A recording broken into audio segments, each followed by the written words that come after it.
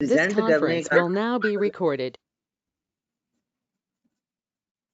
Right. तो data को present करने से पहले कुछ डाटा की टाइप्स हैं।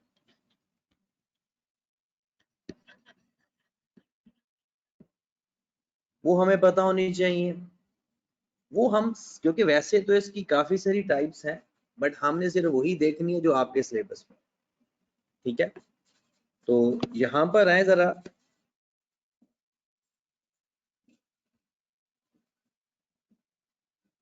हम वही डिस्कस करते हैं जो आपकी बुक में गिवन है। इसके ग्राफ मैं आपको बनवाना सिखाता हूं, पहले इसकी आप टाइप्स देख लें।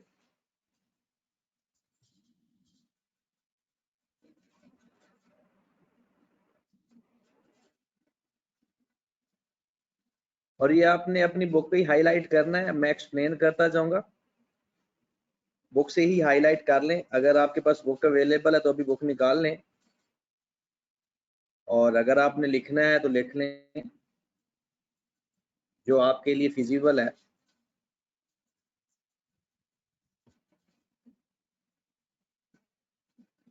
जी जनाब, इसमें से एक क्वेश्चन आने के चांसेस हैं टाइप्स ऑफ डाटा में से। सबसे पहले है numerical and categorical data. Quantitative data को न्यूमेरिकल डाटा कहते हैं। क्वांटिटेटिव डाटा को, इसका नाम है, आप क्वांटिटेटिव के नाम से लिख लें या न्यूमेरिकल डाटा के नाम से लिख लें। ऐसा डाटा जिसकी वैल्यूज हम किसी न्यूमेरिकल नंबर में लिख सकें। ऐसा डाटा जिसकी वैल्यूज हम किसी न्यूमेरिकल फॉर्म में लिख सकें, उसे हम न्यूमेरिकल डाटा कहेंगे।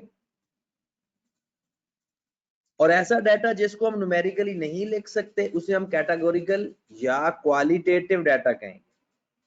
जैसे ये इसकी एग्जांपल्स हैं, पेपर में आपको एग्जांपल आएगी कि जैसे एज, सैलरी, रिसीट्स, टेम्परेचर, ये सब चीजें हम न्यूमेरिकल लिख सकते हैं न्यूमेरिक फॉर्म में। और जो कैटेगोरिकल होता है कि जैसे colour of eyes, location, gender, religion, ये इंफॉर्मेशन तो है, लेकिन हम इसको न्यूमेरिकल नहीं लिख सकते। Got it? चलें जी। तो न्यूमेरिकल डाटा या क्वांटिटेटिव डाटा मतलब जिसको हम न्यूमेरिक फॉर्म में लिख सकें।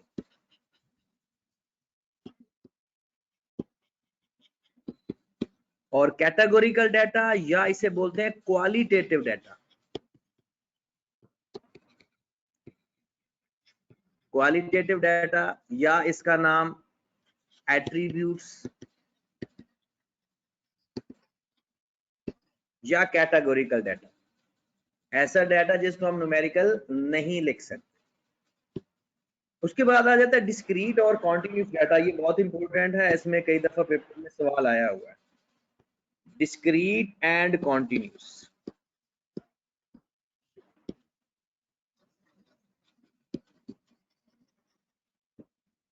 जो डिस्क्रीट डाटा है ना, ऐसी इंफॉर्मेशन जो चेंज होते हुए इंटरवल या जंप लगाए, चेंज होते हुए उसमें इंटरवल या जंप या गैप हो, उसे हम डिस्क्रीट डाटा कहते हैं। मोस्टली, नॉट 100%, होल नंबर पर हो। मोस्टली, नॉट 100%, होल नंबर पर डिस्क्रीट डाटा होता है। और तीसरे नंबर पे ये काउंटेबल होता है, मतलब हम काउंट करते हैं, जैसे नंबर ऑफ पर्सन हैं, नंबर ऑफ स्टूडेंट्स हैं, काउंट करने। और जो कॉन्टिन्यूस है उसके बारे में कहा जाता है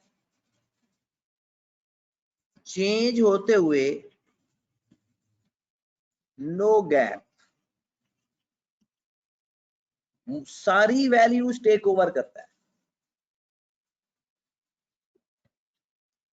और होल नंबर के साथ साथ डेसिमल नंबर पे भी होता है, होल नंबर के साथ साथ डेसिमल नंबर में भी होता है।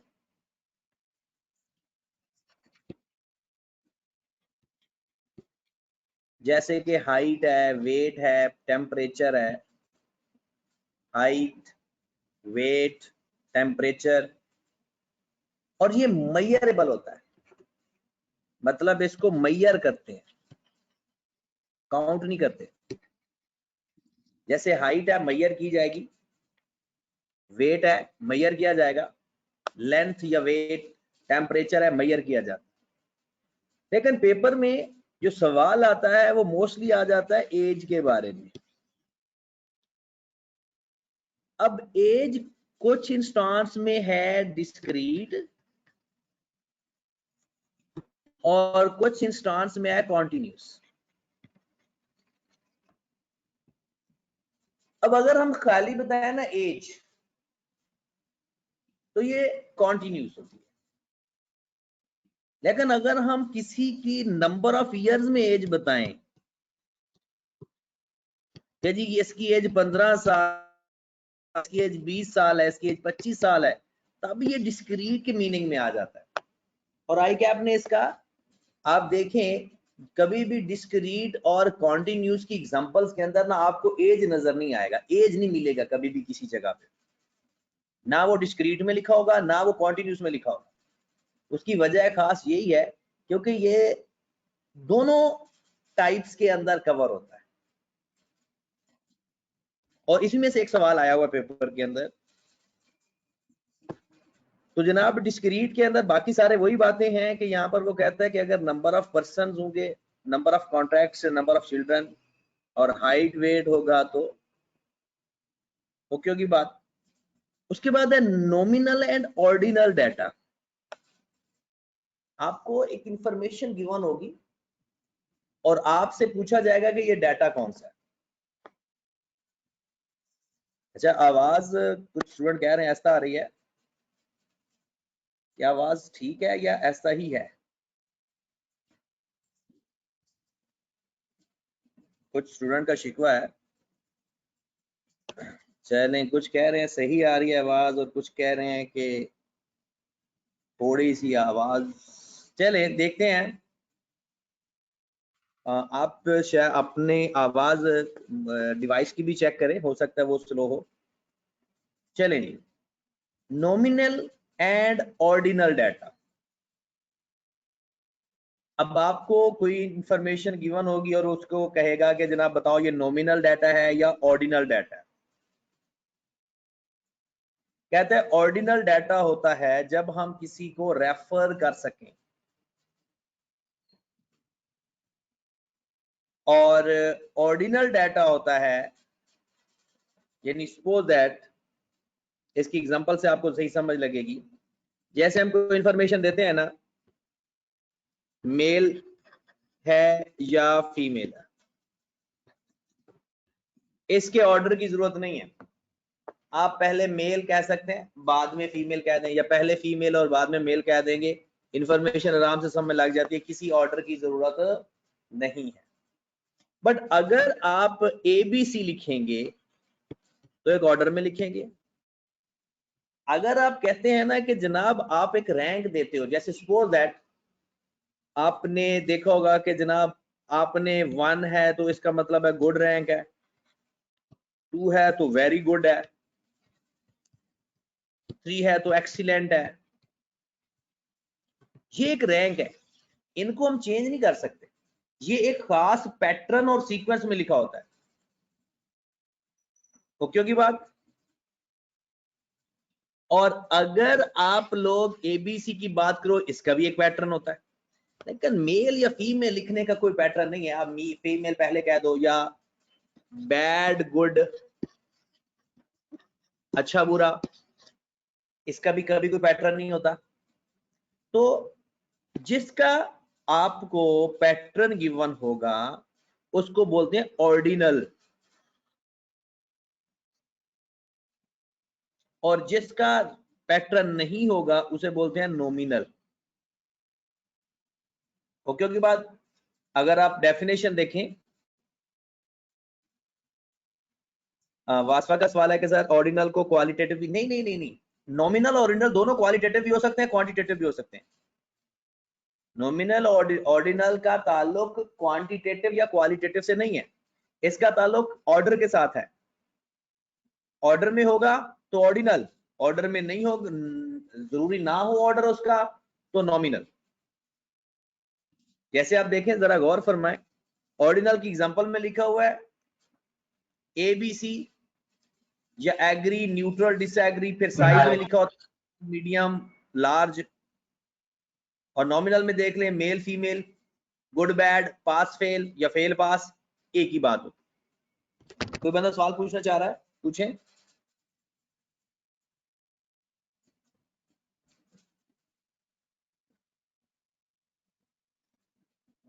नहीं, चलें। क्रॉस सेक्शनल या टाइम सीरीज, ये लास्ट टाइप ऑफ डाटा है। बाकी उसके बाद जो आप लोगों ने शायद डिस्कस नहीं किया होगा अपनी क्लास में, cross sectional and time series कहता है कि अगर एक स्टूडेंट का मैसेज है कि सर पॉजिटिव नेगेटिव में क्या बराबर, पॉजिटिव नेगेटिव या नेगेटिव पॉजिटिव, ये नॉमिनल है। पॉजिटिव नेगेटिव या नेगेटिव पॉजिटिव, ये नॉमिनल है। ऑर्डिनल का क्या मतलब होता है, एक पैटर्न होता है।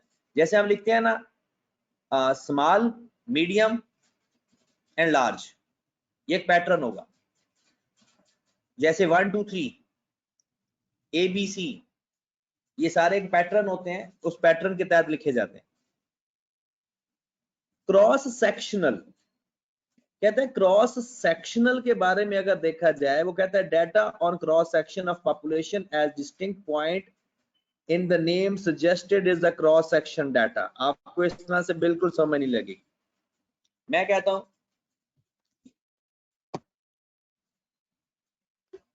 सेल्स, सेल्स की इंफॉर्मेशन देता हूं, मैं कहता हूं जी सेल्स हैं 50,000। मैं कहता हूं ईयर वाइज सेल्स हैं। अगर सेल्स की इंफॉर्मेशन दूंगा तो ये होता है क्रॉस सेक्शनल, या एक साल की सेल्स है, ये भी क्रॉस सेक्शनल डाटा होता है। सेल्स है, प्रोडक्शन है, वेजेस हैं, सैलरीज हैं, कोई इनकम है, कोई एक्सपेंस है, अगर पूरे साल की बताई जाए या जस्ट विदाउट टाइम बताई जाए, कोई भी इंफॉर्मेशन पूरे साल की बताई जाए या बगैर टाइम के बताई जाए, उसे हम बोलते हैं क्रॉस सेक्शनल। और जिसको year wise, month wise, quarter wise, daily base, ये सारी क्या कहलाएंगी, टाइम सीरीज इंफॉर्मेशन। क्लियर होगी बात। तो ये एक नजर आपने इसकी डेफिनेशन पर कम गौर करना है, मेन आपने फोकस करना है इसकी एग्जांपल्स पे, ठीक है। जैसे सेल्स रेवेन्यू है, प्रोडक्शन फॉर द ईयर है, मल्टीपल स्टॉक पोजीशंस है। अब टाइम सीरीज में देखें year wise sales, quarter wise production, over a period of time. Done होगी बात।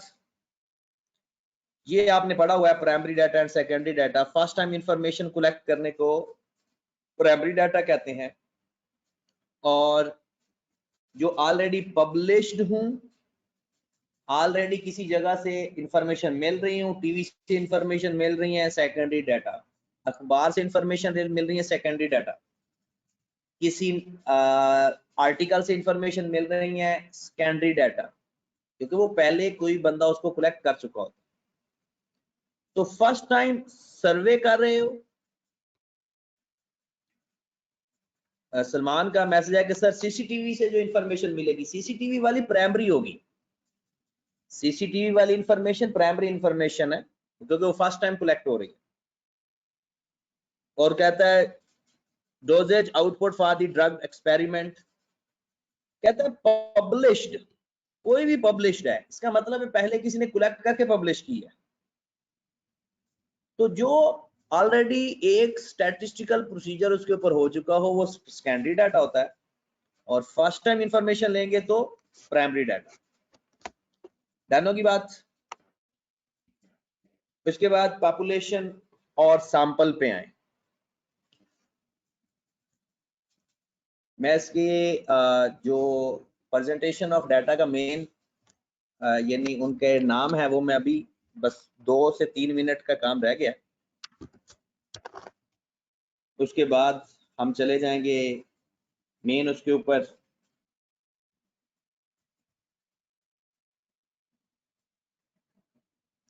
ओके की बात, चलें जी।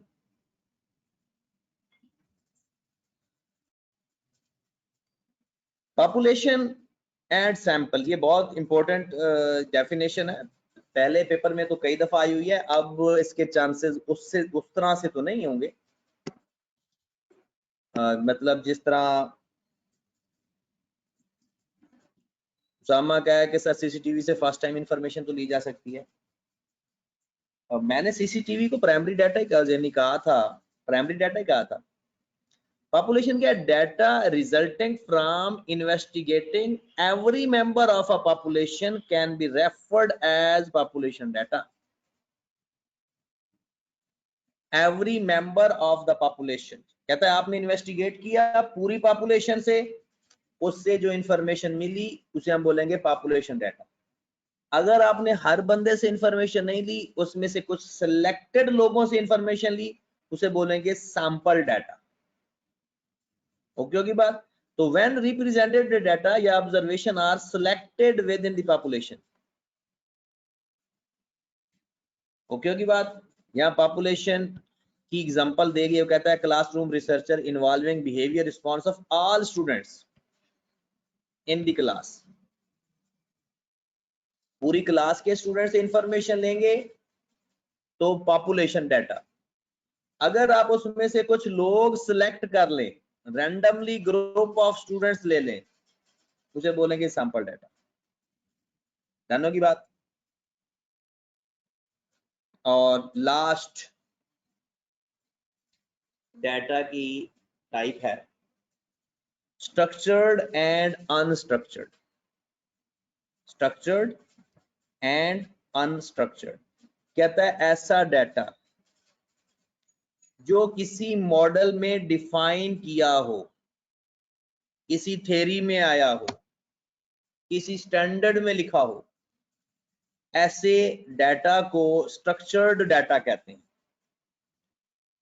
और अनस्ट्रक्चर्ड डाटा वो डाटा होता है जो व्हेन द वो सिर्फ नंबर्स ऑब्जर्वेशन हो, qualities without any organised form, उसे हम क्या बोलेंगे, अनस्ट्रक्चर्ड डाटा। जैसे एग्जांपल में लिखा हुआ है, कहता है वेदर स्टैटिस्टिक्स, सिर्फ वेदर की इंफॉर्मेशन अनस्ट्रक्चर्ड होगी, ओवरली वेदर स्टैटिस्टिक्स स्ट्रक्चर्ड हो जाएगी। और अनस्ट्रक्चर्ड को प्राइमरी डाटा भी कहा जाता है कभी कभी, और स्ट्रक्चर्ड को सेकेंडरी डाटा भी कहा जाता है। ओके की बात। कहता है ईमेल मैसेजेस आए हुए हैं, वो सारे के सारे अनस्ट्रक्चर्ड है, आप उसको अरेंज कर लें कि पहले कौन से रीड करने हैं, बाद में कौन से रीड करने हैं, वो स्ट्रक्चर बन जाएगा। स्ट्रक्चर्ड का मतलब होता है एक स्टैंडर्ड के तहत फॉर्मेट कर लेना, अरेंज कर लेना, वो स्ट्रक्चर्ड होगा जाएगा। ऑर्गेनाइज्ड डाटा स्ट्रक्चर्ड डाटा होता है, और अनऑर्गेनाइज्ड डाटा अनस्ट्रक्चर्ड। चले जनाब, ये बात खत्म हो गई। ये आपने अपनी बुक से एक दफा इसकी एग्जांपल्स पढ़ लेनी है, बाकी इसको पढ़ने की जरूरत जिसकी जरूरत होगी वो मैं आपको बताता जाता हूँ। ये चीजें आपने खुद एक नजर पढ़ लेनी है, यहाँ से हम स्किल बनने के चांसेस हैं। ये 5 चीजें एक नजर पढ़नी है। सर ये स्ट्रक्चर और अनस्ट्रक्चर के अंदर प्राइमरी और सेकेंडरी का दोबारा बता दें। देखिए ना, प्राइमरी डाटा वो डाटा होता है जो हम फर्स्ट टाइम कलेक्ट करते हैं, और जो अनस्ट्रक्चर्ड डाटा होता है नॉर्मली वो भी फर्स्ट टाइम ही कलेक्ट किया होता है, क्योंकि अगर हम उसको ऑर्गेनाइज कर लें, उसको अरेंज कर लें, वो सेकेंडरी डाटा बन जाएगा। तो उससे पहले वो प्राइमरी ही होता है। तो अनस्ट्रक्चर्ड डाटा प्राइमरी डाटा ही होता है और स्ट्रक्चर्ड डाटा हमेशा सेकेंडरी डाटा होता है। तो ये पढ़ने की जरूरत नहीं है। जिस लाइन को पढ़ने की जरूरत है वो मैं आपको मार्क करवा देता हूं जी। फ्रीक्वेंसी डिस्ट्रीब्यूशन की ये सारी लाइनें आपने पढ़नी है, पता तो आपको पहले ही है, लेकिन ये आपने कंप्लीट पढ़ना है यहां तक, ठीक है। एक नजर पढ़ लेना इसको।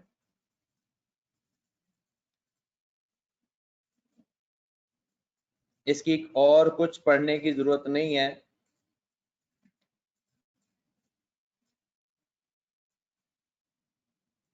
प्रिंसिपल ऑफ टैबुलेशन, सिर्फ एक नजर, एक दफा इसको पढ़ लेना है कि simplicity, title, source, unit, headings, two, totals क्या चीज है।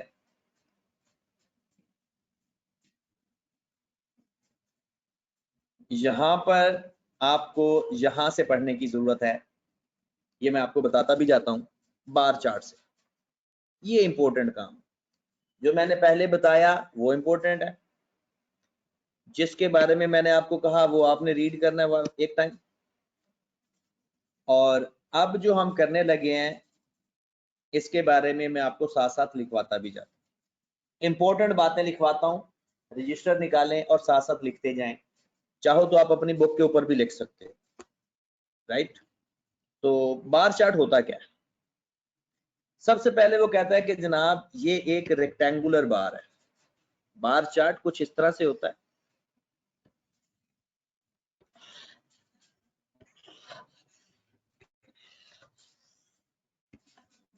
ठीक है। ये हॉरिजॉन्टल भी हो सकता है, वर्टिकल भी हो सकता है, मतलब बार चार्ट ऐसे भी बन सकता है, हॉरिजॉन्टल भी हो सकता है, वर्टिकल भी हो सकता है, राइट। और ये हमेशा डिस्क्रीट डाटा का बनता है, ये कभी भी कॉन्टिन्यूस डाटा का नहीं बनेगा बार चार्ट। हिस्टोग्राम हमेशा कॉन्टिन्यूस डाटा का बनता है और बार चार्ट हमेशा डिस्क्रीट डाटा का बनता है, राइट। आप चाहो तो मैं अंडरलाइन करवा देता हूं। कहता है अ बार चार्ट या bar graph is with rectangular bar with length proportional to the values. यानी वो जो रेक्टेंगल है ना वो वैल्यूज की प्रोपोर्शनल लेंथ को डिफाइन करता है, मतलब उसकी लेंथ कितनी है। ओके होगी बात। The bar can be plotted vertical या हॉरिजॉन्टल, दो बातें, and can take several forms. और उसके बाद bar chart usually used for plotting discrete या डिसकंटिन्यू डाटा। तीन बातें बार चार्ट की आपने याद रखनी है। पहली उसकी डेफिनेशन, रेक्टेंगुलर बार है with the length of proportional to the value. Bar chart में फ्रीक्वेंसी का जिक्र नहीं करना, प्रोपोर्शनल टू द वैल्यूज का जिक्र करना। ये वर्टिकल और हॉरिजॉन्टल दोनों हो सकता है। और बार चार्ट यूजुअली डिस्क्रीट या डिसकंटिन्यू, एक ही बात। बार चार्ट ओके है या किसी को पूछने की जरूरत है? चले जनाब, उसके बाद सर ऊपर कीजिएगा। जी क्या कहा आपने? सर ऊपर कीजिएगा, वो नोट करना है।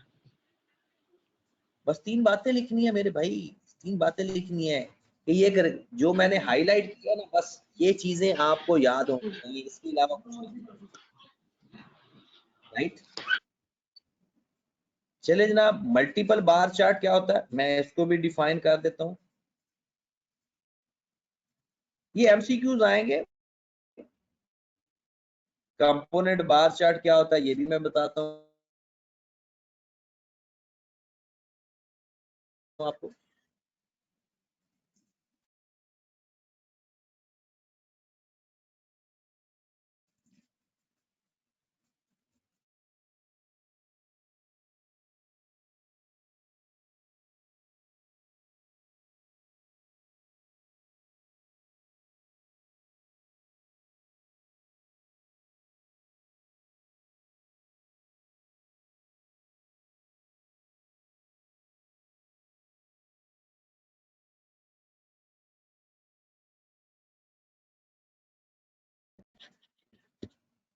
सिटी है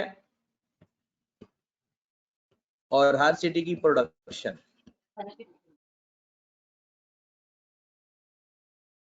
सपोज सिटी ए है, सिटी बी है, सिटी सी है। 3000 किसी चीज की प्रोडक्शन है, 4000 है और 2000।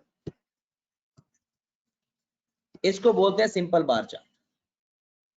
यहाँ पर एक साइड पे आप किसी भी साइड पे सिटी ले सकते हैं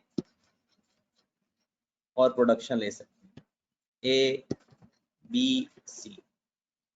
सपोज दैट यहाँ पर हमारे पास सिटी ए की प्रोडक्शन 3000 है, इसकी 4000 है और इसकी 2000। इसे क्या बोलते हैं? Simple bar chart. Simple bar chart होता है किसी एक चीज की इंफॉर्मेशन एक बार में रिप्रेजेंट की जाए, कोई एक इंफॉर्मेशन एक रेक्टेंगुलर बार में शो की जाए, सिंपल बार चार्ट। अब आ जाओ जरा मल्टीपल बार चार्ट की एग्जांपल पे। मल्टीपल बार चार्ट,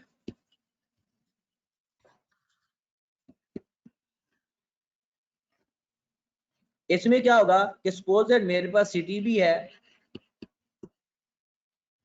प्रोडक्शन भी है और साथ एक और इंफॉर्मेशन भी है। मतलब कि आपके पास एक चीज की इंफॉर्मेशन एक नहीं, एक से ज्यादा है, A B C. Suppose that वही हम लिख लेते हैं, डाटा 4000 है, 3000 है, 5000 है और साथ इसका एरिया भी डिफाइन है। 4000 का एरिया सपोज दैट 1000 है, 3000 का एरिया सपोज दैट 800 है और 5000 का एरिया सपोज दैट 2000 है। राइट? अब जब हम इसका चार्ट बनाएंगे, सपोज दैट यहां पर हम लिख लेते हैं 1000, 2000 लिख लेते हैं, 4000 लिख लेते हैं, 6000 लिख लेते हैं।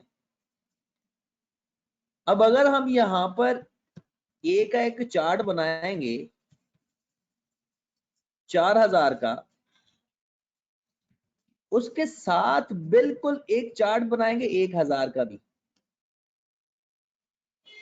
दो इंफॉर्मेशन लिखनी है ना, दो इंफॉर्मेशन भी हो सकती है, 3 भी हो सकती है, 4 भी हो सकती है। हर इंफॉर्मेशन का चार्ट अलग बनेगा, रेक्टेंगुलर बार हर इंफॉर्मेशन का अलग बनेगा, इसलिए इसे बोलते हैं मल्टीपल बार।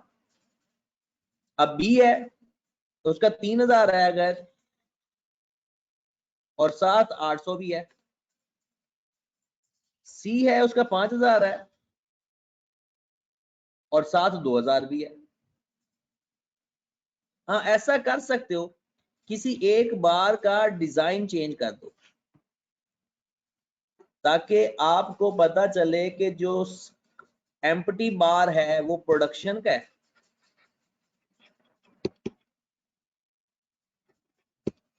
और जो शेडेड बार है वो एरिया का। बस आप पेपर का पॉइंट सुन लें कि अगर वो कहे कि मैं एक बार चार्ट बनाना चाहता हूं, एक चीज की इंफॉर्मेशन एक से ज्यादा है, मतलब सिटी ए है, उसकी इंफॉर्मेशन एक से ज्यादा है, तो अगर आपने एक से ज्यादा इंफॉर्मेशन को डिफरेंट बार चार्ट पे शो कर दिया तो उसे बोलते हैं मल्टीपल बार चार्ट। सिंपल, एक से ज्यादा बार।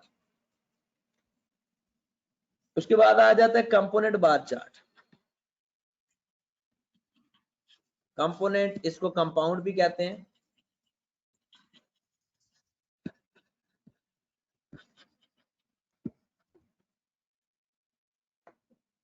मल्टीपल बार चार्ट और कंपाउंड बार चार्ट एक जैसे हैं। मल्टीपल बार चार्ट और बस फर्क क्या है, उसमें अगर इंफॉर्मेशन दो या दो से ज्यादा हैं तो डिफरेंट बार बना लिए जाते, इसमें एक ही बार को डिवाइड कर दिया जाता है। मैं एग्जांपल दे बताता हूं आपको। Suppose that city A B C, boys student और girls. Suppose that city A में बॉयज स्टूडेंट 300 है, गर्ल्स 200 है। सिटी बी में 400 है, 600 है। सिटी सी में सपोज दैट 300 है और 500 है। कहते जनाब इसको ना इंफॉर्मेशन एक है या एक से ज्यादा है, साथ साथ रिस्पॉन्स करते जाओ आप। इंफॉर्मेशन एक है या एक से ज्यादा है? एक से ज्यादा है। अगर इस इंफॉर्मेशन को हम एक से ज्यादा बार चार्ट में बनाएंगे, मतलब बॉयज का अलग कर लें, गर्ल्स का अलग कर लें, तो ये मल्टीपल बार चार्ट हो जाएगा। बट अगर एक ही चार्ट के अंदर इसको लिख दें, गर्ल्स को भी उसी चार्ट में लिख दें, बॉयज को भी उसी एक ही बार चार्ट में लिख दें, एक ही बार रेक्टेंगुलर बार में लिख दें, तो ये कंपोनेंट बार चार्ट बन जाएगा। जैसा कि इसमें हमें टोटल भी चाहिए होता है 500, 1000, 800। लेकिन एक बार याद रखें कि इसमें नेचर सेम होनी चाहिए। जैसे बॉयज और गर्ल्स हैं तो पर्सन ही, ऐसा ना हो कि जैसे उस पिछले क्वेश्चन में प्रोडक्शन और एरिया है तो उसको हम प्लस ही नहीं कर सकते क्योंकि यूनिट सेम नहीं है। तो कंपोनेंट बार चार्ट के लिए डिफरेंट एक से इंफॉर्मेशन एक से ज्यादा हूं, बट शर्त ये है कि सेम नेचर हो ताकि हम उसको प्लस माइनस कर सकें। लो जनाब, सिटी ए हो गया, सिटी बी हो गया, सिटी सी हो गया। यहां पर हम लिख देते हैं 500, यहां पर लिख देते हैं 1000, यहां पर लिख देते हैं 1500। सिटी ए में टोटल स्टूडेंट है 500। पहले आप टोटल स्टूडेंट का ग्राफ बनाएं। सिटी बी में है 1000, तो 1000 का ग्राफ बनाएंगे। सिटी सी में है 800, तो 800 का ग्राफ बनाएंगे। इसके अंदर 300 बॉयज हैं,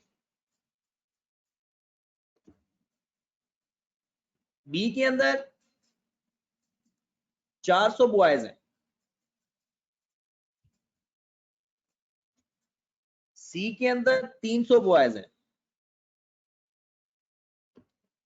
अब इनमें से किसी एक को शेड कर दें और एक इंफॉर्मेशन को बगैर शेड के, और यहां पर बता दें कि जो बगैर मेकअप के है वो बॉयज हैं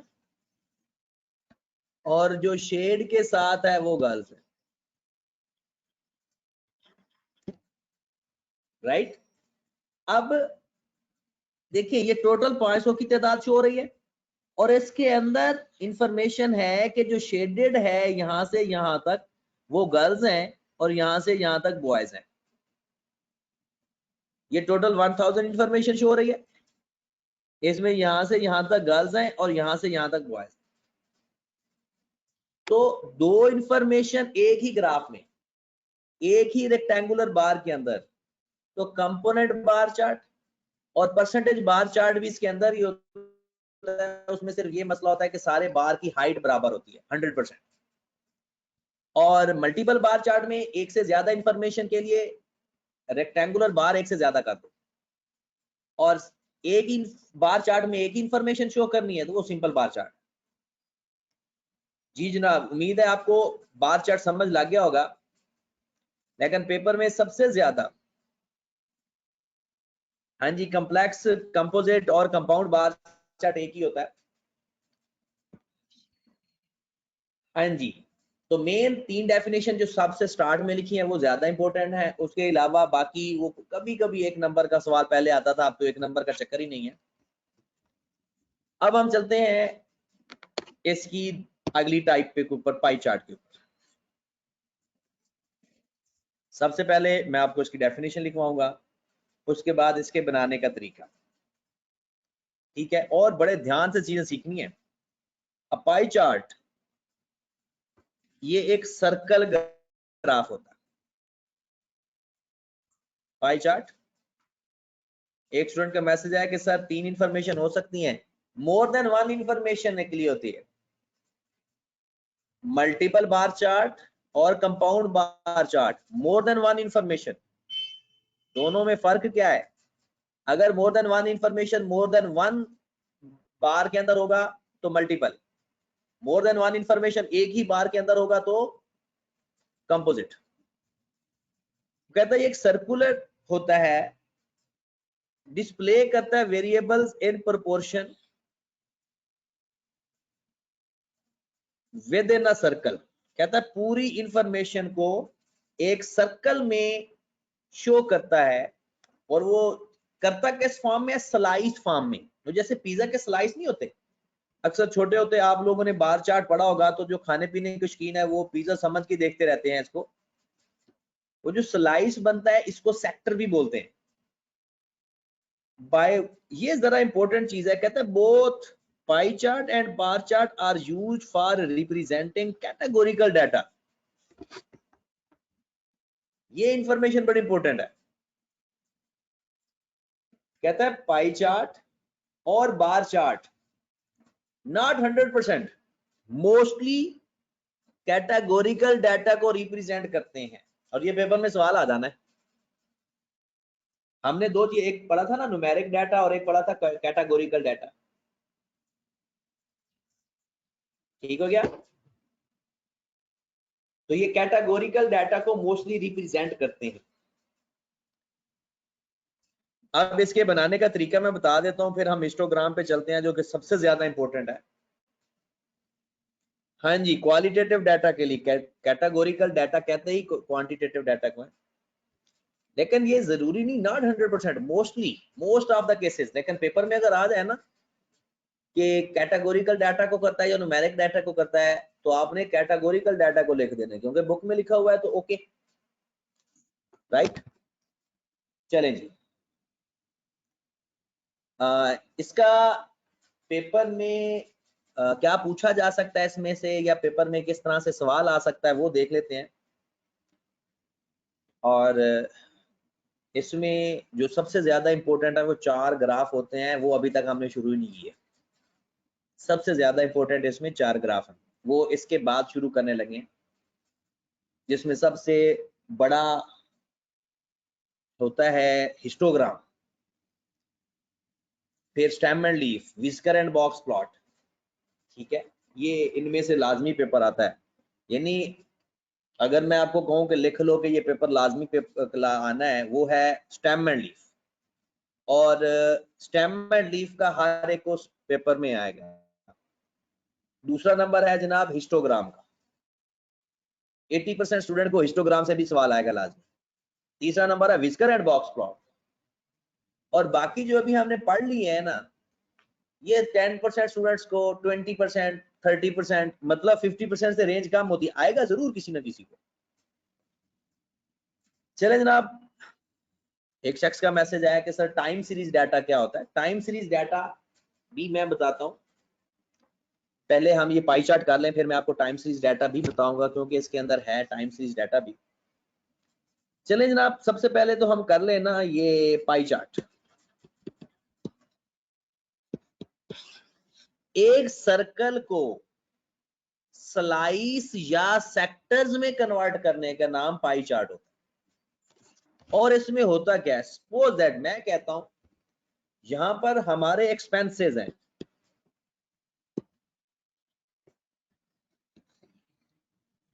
एक्सपेंसेस किस पे आप खर्च करते हो जनाब? एजुकेशन पे एक्सपेंस आ रहे हैं,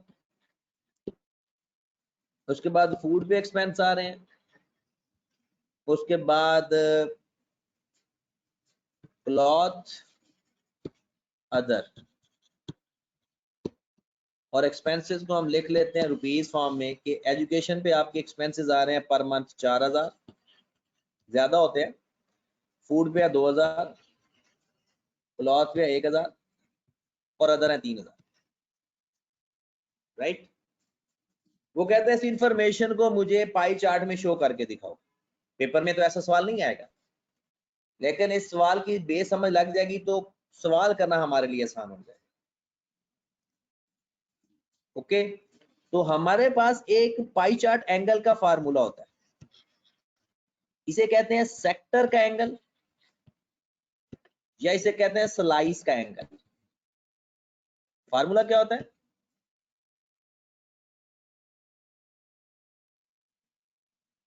F over summation F multiplied by 360।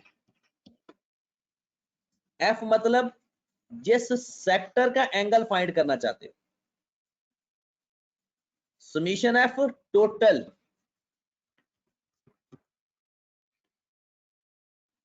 और 360 डिग्री आपको पता है हमने 360 डिग्री को तो डिस्ट्रीब्यूट करना है, तो ये हर एक किसी का एंगल आ जाता है। जैसे अगर मैं आपको एंगल फाइंड करना सिखाऊं तो इसके एंगल में क्या आएगा, इसका टोटल कितना आ गया 10।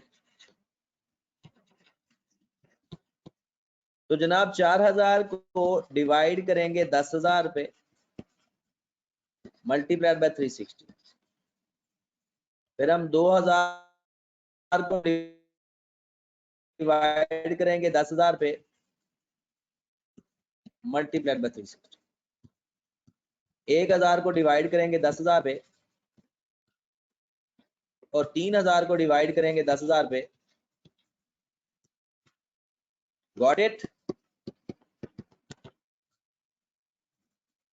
सबके अपने अपने एंगल्स आ जाएंगे। फिर 360 को डिवाइड कर देंगे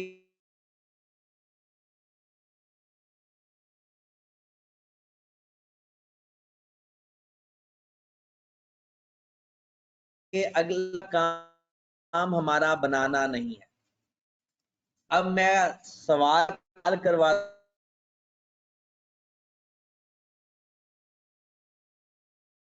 हूं, पेपर में कैसे सवाल आएगा। पेपर में इस फार्मूले से सवाल आएगा, तो दोनों याद रखें आप, बाकी की भी जरूरत नहीं है, ओके है, खत्म। हमने इस पे फोकस करना।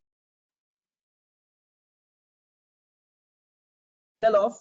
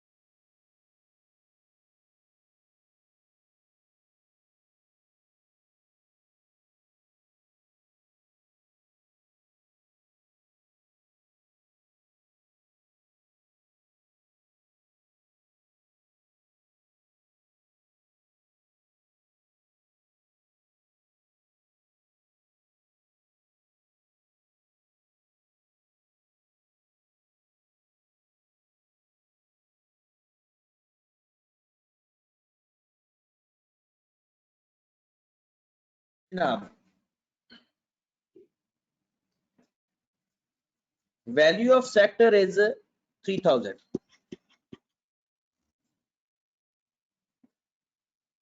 और सवाल क्या है, what is the total value,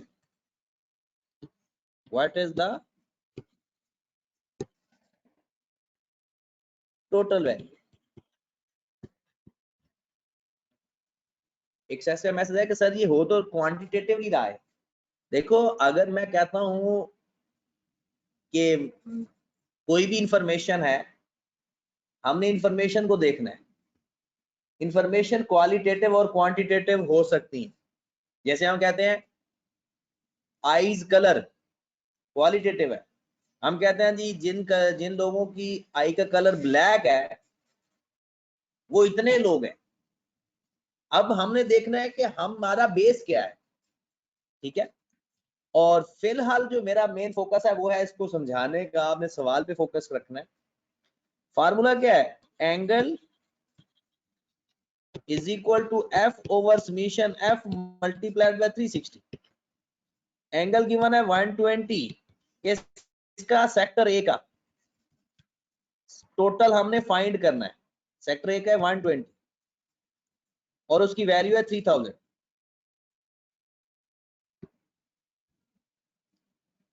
उसकी वैल्यू कितनी है 3000 मल्टीप्लाइड बाय 360। तो यहां पर समीशन एफ फाइंड कर लें। 3000 डिवाइडेड बाय 120 मल्टीप्लाइड बाय 360। और वैसे भी इस सवाल को आप given over given multiplied by required से भी कर सकते हो।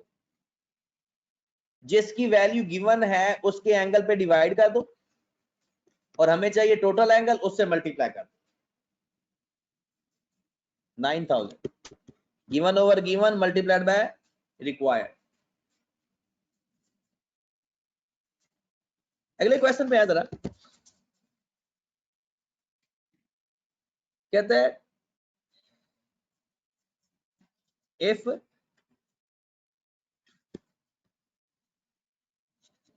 angle of red buses is 80 degree and total red buses are 4000. Find number of green buses if its angle is 150 degree. करो जरा ये सवाल।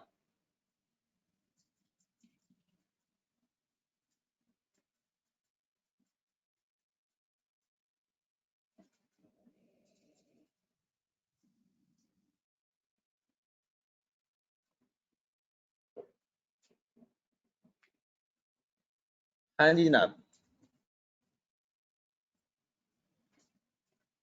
आप इसको given over given multiply by required से करोगे तो जल्दी हो जाएगा।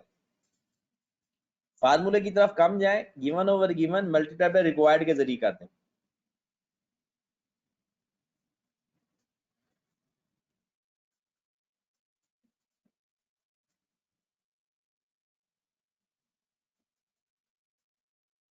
$7500 गुड। कैसे 4000 वैल्यू गिवन है, उसका एंगल 80 है और हमें किस एंगल की चाहिए वैल्यू। एक बात का याद रखें हमेशा के लिए, जिस चीज से मल्टीप्लाई करते हैं ना उसी चीज पे डिवाइड करते होते हैं। मतलब एंगल से मल्टीप्लाई किया तो एंगल पे ही डिवाइड करेंगे। तो 4000 का एंगल है 80 और हमें चाहिए 150 एंगल का आंसर, तो 7500। और अगर हमें टोटल बेसिस चाहिए होती तो क्या करते, अगर हमें टोटल बसों की जरूरत होती तो क्या करते। 4000 divided by 80 multiplied by 360, right. क्योंकि टोटल एंगल्स 360 होते हैं। Done.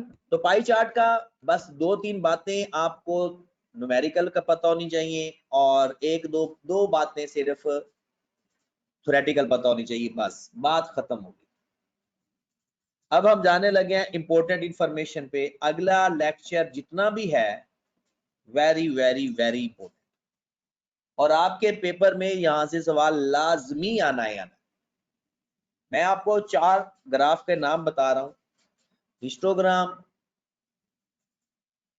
Whisker and box plot, stem and leaf and ogive. इन 4 में से आप हर एक बंदे को एक सवाल तो कंफर्म आना ही आना, तो वो जरा ध्यान से सीख लें। हिस्टोग्राम की हेडिंग लिखनी है तो हेडिंग लिख लें। हिस्टोग्राम सबसे लेंथी है, बाकी छोटे छोटे हैं। जी जनाब, सबसे पहली बात, histogram is a graph of group frequency distribution. ये इंपॉर्टेंट बात है कि ये ग्रुप फ्रीक्वेंसी डिस्ट्रीब्यूशन का ग्राफ होता है। दूसरे लफ्जों में कॉन्टिन्यूस का। ओके की बात। वो कहते हैं कि इसमें आपने जो ग्राफ सिर्फ वर्टिकल होता है, बार चार्ट वर्टिकल भी हो सकता है, हॉरिजॉन्टल भी हो सकता है, ये सिर्फ वर्टिकल होता है और ये फ्रीक्वेंसी को रिप्रेजेंट करता है। वो वैल्यूज को रिप्रेजेंट करता था, प्रोपोर्शनेट वैल्यूज को, और ये फ्रीक्वेंसी को रिप्रेजेंट करता है या रिलेटिव फ्रीक्वेंसी को। फ्रीक्वेंसी या ये क्वांटिटेटिव ग्रुप डाटा का ग्राफ होता है। ओके की बात। और इसके जो बार होते हैं उनके दरमियान में कोई गैप नहीं होता, क्योंकि ये कॉन्टिन्यूस का है, तो कॉन्टिन्यूस में हर बार दूसरे बार के साथ जुड़ा होता है। और आप लिखना चाहते हो तो लिख लो, ये क्लास बाउंड्री से ग्राफ बनाया जाता है हमेशा। हिस्टोग्राम हमेशा क्लास बाउंड्री से बनाया जाएगा। Got it. इसके बारे में कुछ बातें मैं और आपको बता दूं, फिर इसका सवाल करते हैं। पहली बात, ये ग्रुप डिस्ट्रीब्यूशन का होता है जनाब, मतलब कॉन्टिन्यूस डाटा का। दूसरी बात, ये क्लास बाउंड्री से बनाया जाता है। सिर्फ वर्टिकल होता है, हॉरिजॉन्टल नहीं हो सकता। क्लास बाउंड्री की वजह से, क्लास बाउंड्री की वजह से इसके जो बार चार्ट होते हैं वो joint with each other.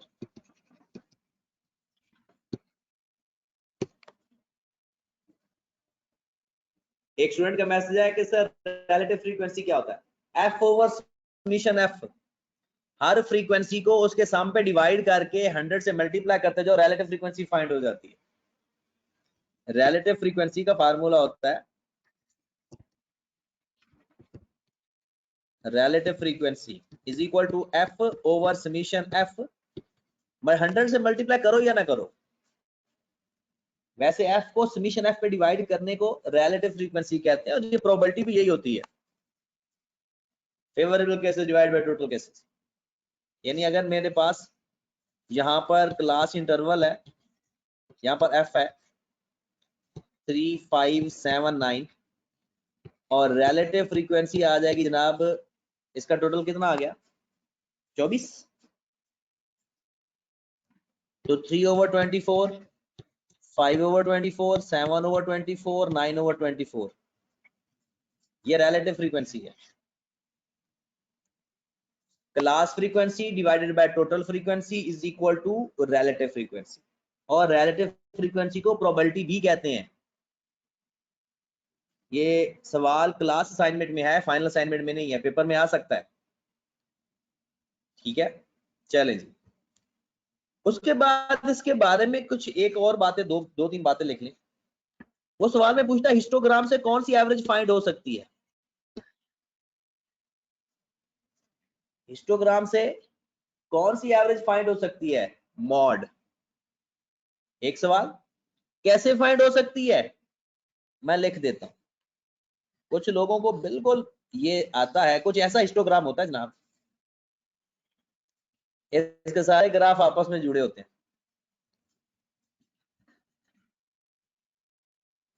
Suppose that यहाँ 0 है, 2 है, 4 है, 6 है, 8 है, 10 है।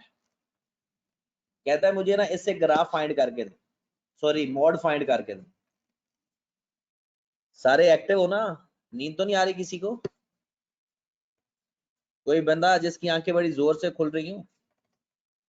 चले जनाब, सबसे मोस्ट फ्रीक्वेंटेड बार को ना आपने इसको इसके साथ मिलाना है, राइट? और अच्छा, मोइज को आंखें बंद हो रही हैं, ये मोइज 1 नंबर है 2 नंबर है? 2 मोइज है ना, राइट? अब यहां जहां से ये आपस में कट रहा है ना, इसको यहां नीचे मिलाएं, यहां पे जो वैल्यू होगी दैट इज मॉड, तकरीबन 5। बार चार्ट से मॉड फाइंड हो जाएगा। सारे ओके कर दो ताकि मैं आगे भागता जाऊं। हाँ जी, 2 सवाल यहां से कवर हो सकते हैं। एक सवाल कि हिस्टोग्राम से कौन सी एवरेज फाइंड होती है, सिर्फ मॉड फाइंड होती है, याद रखें। दूसरा सवाल फाइंड करके दिखाएं। तो फाइंड कैसे करेंगे, सबसे जो हाइटेड बार होगी उसके कॉर्नर लेफ्ट और राइट वाले कॉर्नर से मिला देंगे, वो पहले ही मिले होंगे, लाइंस भी खिंची होगी, वहां से बिल्कुल यहां से क्रॉस करेंगे, लाइन में लाएंगे, वहां पर जो वैल्यू आ रही होगी दैट इज मॉड। फिर मॉड के बारे में एक और बात है कि अगर आप ये, वो एक अंग्रेजी में लिखेगा, ऐसे बनाकर नहीं दिखाएगा, कि एक ऐसी बार जिसकी मिडल वाली बार की फ्रीक्वेंसी सबसे ज्यादा है, लेफ्ट और राइट बार की हाइट सेम है, बताओ वो पॉजिटिवली स्क्यूड है, नेगेटिवली स्क्यूड है या सिमेट्रिकल है?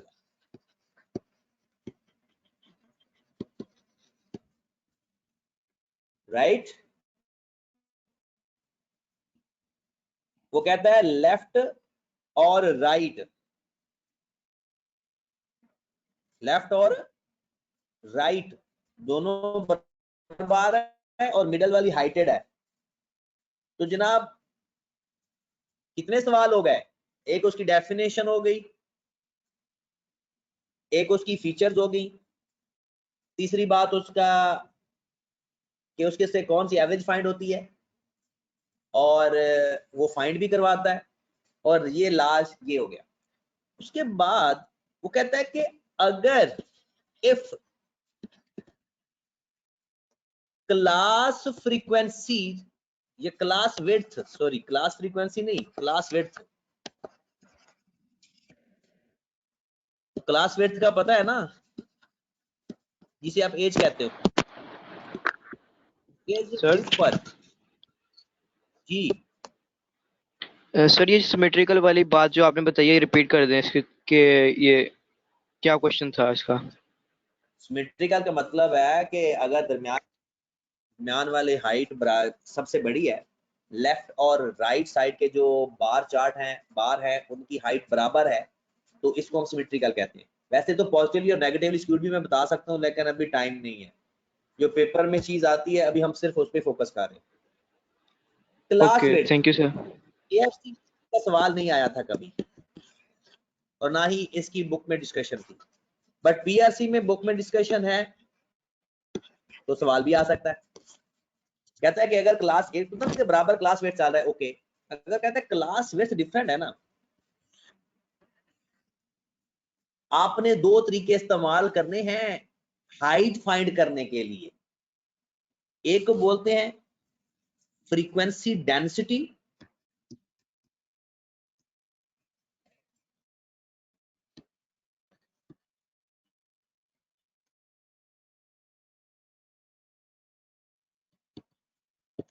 और एक को बोलते हैं एडजस्टेड फ्रीक्वेंसी।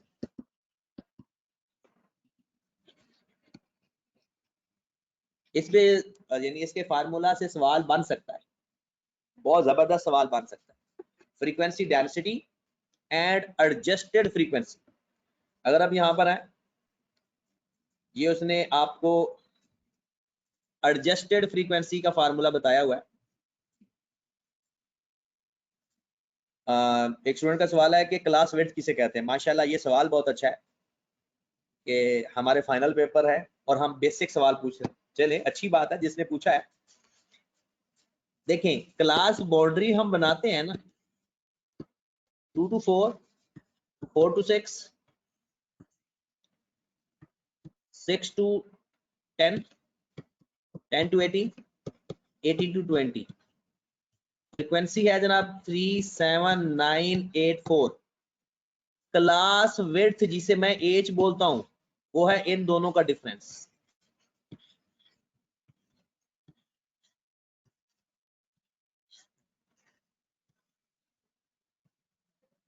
अगर क्लास विड्थ बराबर हो सबकी, आपको ना एडजस्टेड फ्रीक्वेंसी फाइंड करने की जरूरत है, ना फ्रीक्वेंसी डेंसिटी फाइंड करने की जरूरत है।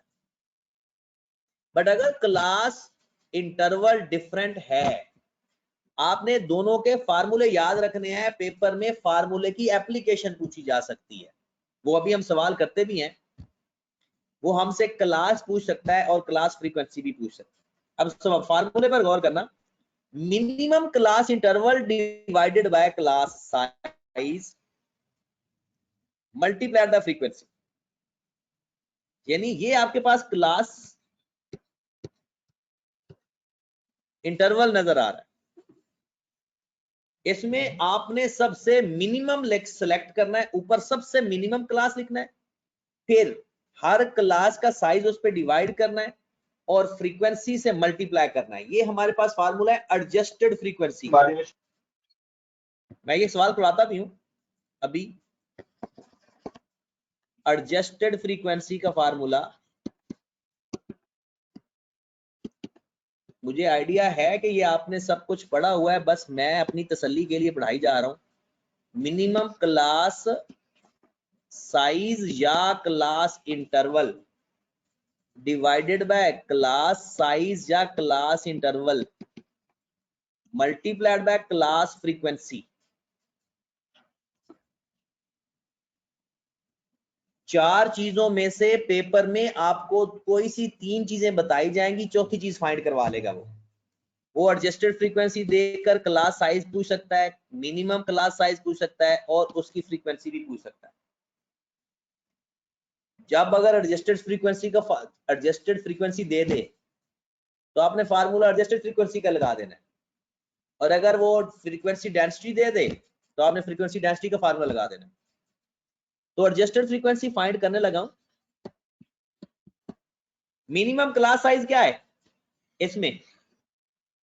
Minimum class size 2 divided by, बल्कि इसके सामने मैं फाइंड करता हूं, 2 डिवाइडेड बाय 2 मल्टीप्लाइड बाय 3, फिर 2 divided by 2 multiplied by 7, 2 divided by 4 multiplied by 9, 2 divided by 8 multiplied by 8, 2 divided by 2 multiplied by 4। ये जनाब एडजस्टेड फ्रीक्वेंसी फाइंड करना आई या नहीं?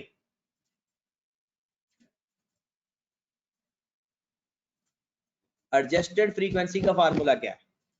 सबसे minimum class interval divided bye उस क्लास का अपना साइज मल्टीप्लाइड बाय उसकी अपनी फ्रीक्वेंसी, एडजस्टेड फ्रीक्वेंसी फाइंड हो जाएगी। Got it? और अब आपने जो हिस्टोग्राम बनाना है ना, वो इन दोनों का बनाना है, क्योंकि फ्रीक्वेंसी जब एडजस्ट हो जाएगी तो फिर एडजस्टेड फ्रीक्वेंसी का वो बार चार्ट बनेगा, फ्रीक्वेंसी का नहीं बनेगा। फिर फ्रीक्वेंसी का एक सूरत में बनता है जब सारा क्लास इंटरवल सेम हो। क्लियर होगी बात? अब एक छोटा सा सवाल मुझे करके दे दें, बाद में फिर हम बता दें, सवाल कर दें। कहते हैं कि if adjusted frequency is equal to class frequency, if adjusted frequency is equal to class frequency, what will be the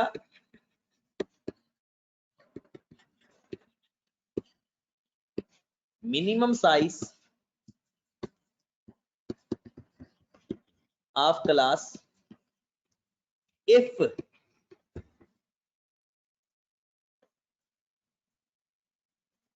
class size is 4? जी कोई इसका आंसर बता सकता है? If adjusted frequency is equal to class frequency, what will be the minimum size of the class if class size is 4? Common sense का सवाल है। Good. अगर minimum size और क्लास साइज बराबर हो तो एडजस्टेड फ्रीक्वेंसी और क्लास फ्रीक्वेंसी बराबर आते होते हैं। तो इसका मतलब है क्लास साइज भी 4 है, मिनिमम साइज भी 4 होगा, और तब ये दोनों बराबर होंगे तो एडजस्टेड फ्रीक्वेंसी और क्लास फ्रीक्वेंसी भी आपस में बराबर होगा। करके देख लें। Suppose that formula adjusted frequency is equal to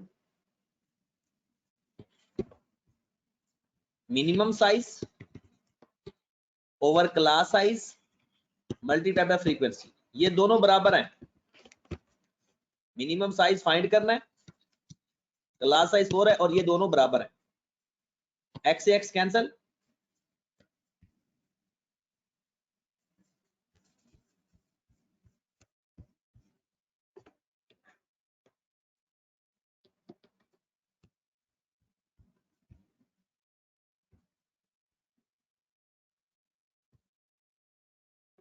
इधर गया।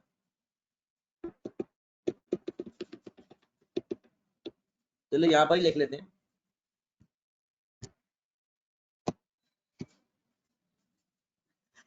x इज इक्वल टू जो फाइंड करना था 4 और multiply by x, x x cancel हो गया तो क्लास साइज हमारे पास आ गया 4।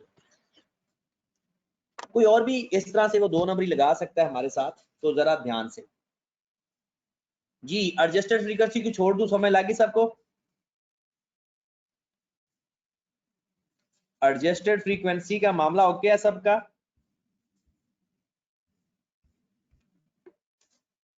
चलें जी, तो आ जाए फिर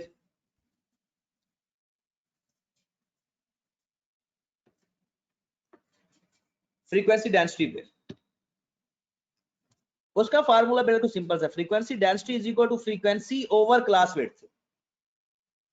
हर साल की फ्रीक्वेंसी को उसकी क्लास विड्थ पे डिवाइड कर देंगे, हमारे पास फ्रीक्वेंसी डेंसिटी आ जाएगी। तो जनाब इसका भी देख लेते हैं।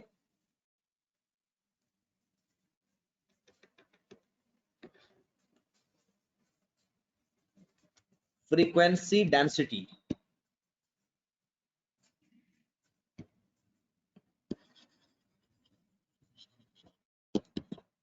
किसके बराबर है जनाब? Frequency divided by H, F over H.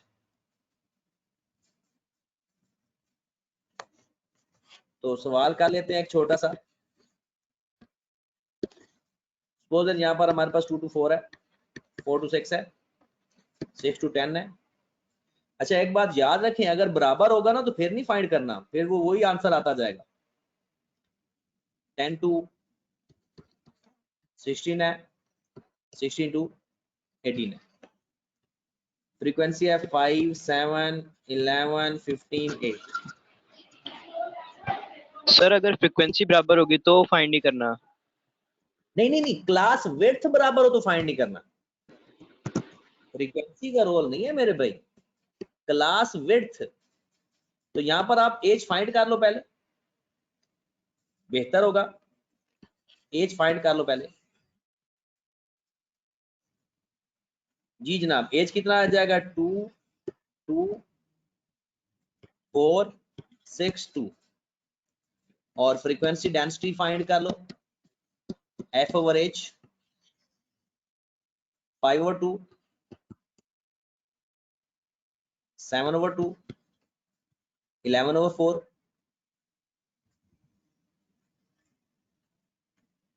और 15 ओवर 6, और एंड पे 8 ओवर 4। मतलब एफ ओवर एच। ओके होगी बात? एफ ओवर एच जो आंसर आएगा हमारा वो फ्रीक्वेंसी डेंसिटी कहलाएगा। और फ्रीक्वेंसी डेंसिटी और एडजस्टेड फ्रीक्वेंसी हमेशा तब लगते हैं जब आपका क्लास इंटरवल डिफरेंट हो। क्लास इंटरवल डिफरेंट नहीं होगा, हमने नहीं लगाना। इसको क्लास विड्थ भी बोलते हैं। अब एक सवाल मुझे करके दे दें, if frequency density is 2 and class frequency is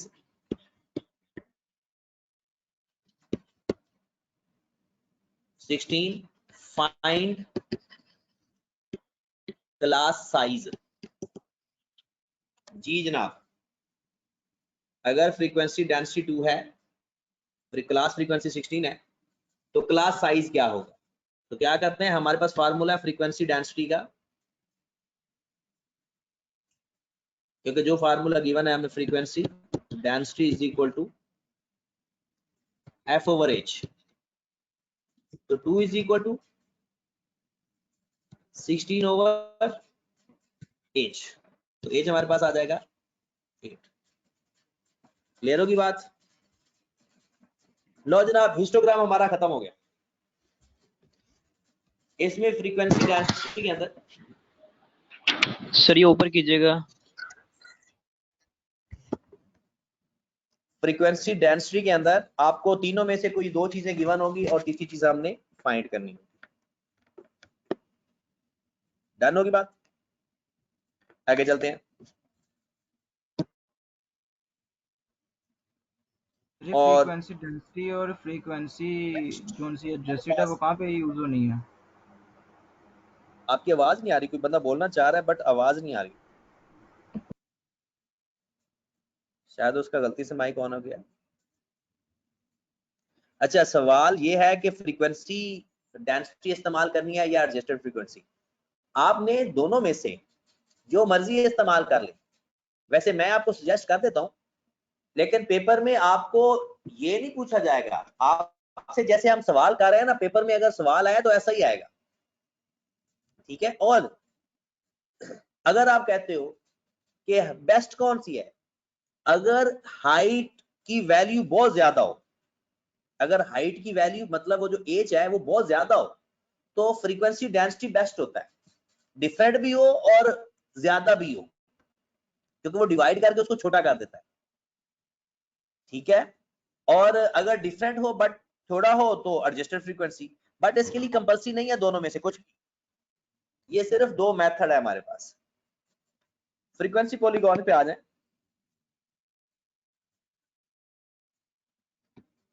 जी जनाब, फ्रीक्वेंसी पॉलीगॉन ये निकला है। वैसे तो अगर आप इसमें इसके बारे में जो बुक में नहीं लिखा हो वो लाइन लिखनी है तो लिख लें। ग्राफ ऑफ फ्रीक्वेंसी पॉलीगॉन की बात कर रहा हूं, ग्राफ ऑफ मिड पॉइंट, जिसे आप एक्स कहते हो, ग्राफ ऑफ मिड पॉइंट जिसे हम एक्स बोलते हैं, और ये हिस्टोग्राम के जो मिडल पॉइंट होते हैं उनको ज्वाइंट किया जाता है। जरा ये बड़ा जबरदस्त सवाल है जो पेपर में आता है, वो जरा देख ले।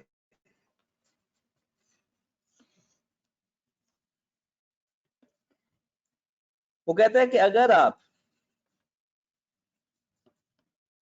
इनके पॉइंट्स को आपस में ज्वाइंट कर लें तो ये बनेगी फ्रीक्वेंसी कर्व। क्या बनेगी? Frequency curve. क्योंकि पॉलीगॉन के लिए ना क्लोज्ड फिगर का होना जरूरी होता है। कहता है, अगर जरा ध्यान से बात सुनिए, खत्म करने लगा हूं ये फ्रीक्वेंसी पॉलीगॉन, इसी बात के बाद खत्म हो जाएगा। कहता है कि आपने सारे मिड पॉइंट को मिलाने के बाद उस कर्व को लेफ्ट साइड को इसके मिडल से गुजार के एक्स एक्सिस तक एक्सटेंड करना है, और राइट वाली कर्व को राइट के मिडल से एक्स एक्सिस तक एक्सटेंड करना है, तब जाकर ये बनेगा फ्रीक्वेंसी पॉलीगॉन। सिर्फ मिड पॉइंट को मिला देने से फ्रीक्वेंसी पॉलीगॉन नहीं बनता। सिर्फ मिड पॉइंट को मिला देने से फ्रीक्वेंसी पॉलीगॉन नहीं बनता। फ्रीक्वेंसी पॉलीगॉन के लिए आपने लेफ्ट और राइट साइड के पॉइंट्स को एक्सटेंड करना है एक्स एक्सिस तक। और एक्सटेंड कैसे करना है? Middle of the left bar and middle of the right bar. अब जरा देखिएगा, इसको हाईलाइट कर ले। कहते हैं a histogram with equal class interval, बड़ी इंपॉर्टेंट बात लिखी हुई है। A histogram with equal class interval can be converted into curve by joining midpoint of top of each rectangle with a straight line. दोबारा सुनिएगा, फ्रीक्वेंसी पॉलीगॉन इक्वल इंटरवल में होती है, मतलब एडजस्टेड फ्रीक्वेंसी और फ्रीक्वेंसी डेंसिटी में frequency polygon नहीं बनानी। The curve is extended to the x-axis point, midpoint outside the first and last class of the interval. ये आखिरी लाइन पेपर में, AFC के पेपर में एज इट इज आई हुई है। The curve is extended to the x-axis, left and right side के midpoint से। खत्म हो गया फ्रीक्वेंसी पॉलीगॉन। ये आपके सामने उन्होंने बनाई हुई है, इक्वल क्लास इंटरवल के अलावा भी बना दिया है, लेकिन ऊपर डेफिनेशन में उसने इक्वल क्लास इंटरवल लिखा हुआ है। लेकिन यहाँ पर कर्व में ये यहाँ पर एक्सटेंड करना जरूरी है। जी जनाब, ओजाइव, ओजाइव के बारे में जनाब 3 बातें हैं जो पेपर में आती हैं। Ogive if the graph of frequency cumulative frequency distribution. 2 सवाल है इसके अंदर, मैंने कहा 3 सवाल आएंगे, 2 सवाल इसके अंदर ही हैं। कम्युलेटिव फ्रीक्वेंसी डिस्ट्रीब्यूशन के ग्राफ का नाम बताओ। कम्युलेटिव फ्रीक्वेंसी डिस्ट्रीब्यूशन के ग्राफ का नाम बताओ। कम्युलेटिव का ओजाइव, ओजाइव किसका ग्राफ है? दूसरा सवाल, कम्युलेटिव फ्रीक्वेंसी डिस्ट्रीब्यूशन, राइट। कहते हैं इसको बनाते कैसे हैं? कहते हैं या आप अपर क्लास लेते हैं या आप लोअर क्लास लेते होते हैं। कहता है frequency are accumulated at each level and are plotted against the upper class limit of each class. यहां पर अपर क्लास लिखा हुआ है, तो पेपर में अगर आ गया तो आप भी अपर क्लास लिखना, लेकिन अपर क्लास भी हो सकता है, लोअर क्लास भी हो सकता है, both are possible. Upper class भी हो सकता है, लोअर क्लास भी हो सकता है। अगली बात लिखे, लेकिन पेपर में अगर आ गया है तो आपने सिर्फ अपर क्लास लिखना है, क्योंकि हम फॉलो करते हैं अमेरिका को, वो माजरत, हम फॉलो करते हैं आईकैप को। ठीक है, चले जी। इसमें एक और चीज लिखें, फ्रीक्वेंसी ओजाइव से मीडियन फाइंड होता है। ओजाइव से मीडियन, हिस्टोग्राम से मॉड फाइंड होता है, हिस्टोग्राम से मॉड फाइंड होता है, और ओजाइव से मीडियन फाइंड होता है। क्लियर होगी बात? चलें जी, खत्म हो गया ओजाइव भी। इसकी ये शेप भी हमने बनाई हुई है। जी जी सर, सिर्फ मीडियन फाइंड होगा इससे?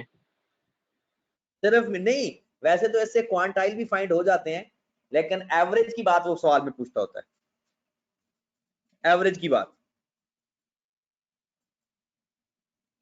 ठीक है, ओके, तो एवरेज इसमें एक बात याद रखें, आपको एक और इंटरेस्टिंग बात बताऊं, जिस सवाल के सॉल्यूशन में आप CF फाइंड करते हो ना, वो हर चीज इससे फाइंड हो सकती है, क्योंकि ये कम्युलेटिव का ग्राफ है। और आपको पता है CF मीडियन में फाइंड होता है, क्वांटाइल में होता है, डीसाइल में होता है, परसेंटाइल में होता है। ठीक है, एक शख्स ने कहा पोजिशनल एवरेज, ये वर्ड शायद किसी जगह लिखा हो, लेकिन पोजिशनल एवरेज का वर्ड ना वो अब सिलेबस में नहीं रहा, उसकी बात हमने की नहीं। ओके की बात? चले जी, अब फ्रैक्टाइल और क्वांटाइल्स मैंने पढ़ा दिया, इसके बारे में परसेंटाइल, डीसाइल और क्वार्टाइल ये हमने डिस्कस कर लिया हुआ है। और यहां पर अगर देखें तो उसने इसके बारे में बातें बताई भी हुई हैं। हम आते हैं स्टेम एंड लीफ पे, वेरी वेरी वेरी इंपॉर्टेंट। और मुझे लगता है कि हर किसी को स्टेम एंड लीफ का सवाल लाजमी है।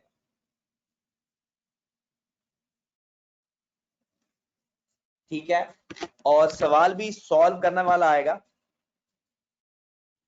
डेफिनेशन वाला नहीं आएगा, थ्योरेटिकल नहीं आएगा, सॉल्व करने वाला सवाल आएगा स्टेम एंड लीफ। तो इसको थोड़ा सा एक दफा पढ़ लेते हैं, फिर मैं इसका सवाल आपको करवा देता हूँ। बड़े ध्यान से सीख लें तो इंशाल्लाह ये सवाल आपका हो जाएगा, हमने इसको गलत नहीं करना।